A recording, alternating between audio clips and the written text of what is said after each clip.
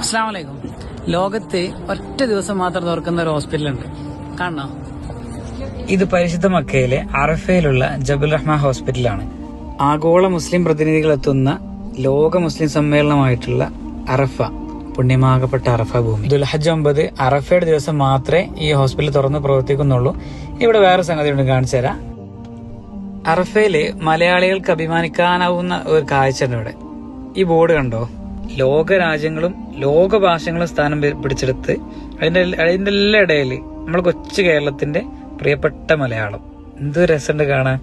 ഇത് സംഗതി അറഫ ഹോസ്പിറ്റലിന്റെ ബോർഡാണ്. അതിൽ ഫസ്റ്റ് കാണുന്ന ഇംഗ്ലീഷും പിന്നെ ഫ്രഞ്ച്, മലയാളം, ബംഗ്ല, തുർക്കിഷ്, ഉറുദു, അറബി. ദുനിയാവിലെ എല്ലാ മുസ്ലിങ്ങളും എത്തുന്ന ഒരിടത്ത് എല്ലാവർക്കും മനസ്സിലാകാൻ വേണ്ടി വെക്കുന്ന ഒരു ബോർഡിൽ നമ്മുടെ കൊച്ചു കേരളത്തിൽ, അതായത് ഇന്ത്യയിലെ ഒരു ചെറിയൊരു സംസ്ഥാനത്തിന്റെ ഭാഷയാണ്, ഒരുപാട് ഭാഷകളിൽ ഒരു ഭാഷയാണ് മലയാളം. അപ്പൊ അതിലൊന്നിൽ കയറിപ്പറ്റാന്നുള്ളത് നമുക്ക് അത്രയും കേരളക്കരക്ക് അത്രയും സ്വാധീനം ഉള്ളതുകൊണ്ട്, അല്ലെങ്കിൽ അത്രയും പ്രാധാന്യം ഉള്ളതുകൊണ്ടാണ് സൗദി അറേബ്യയിൽ.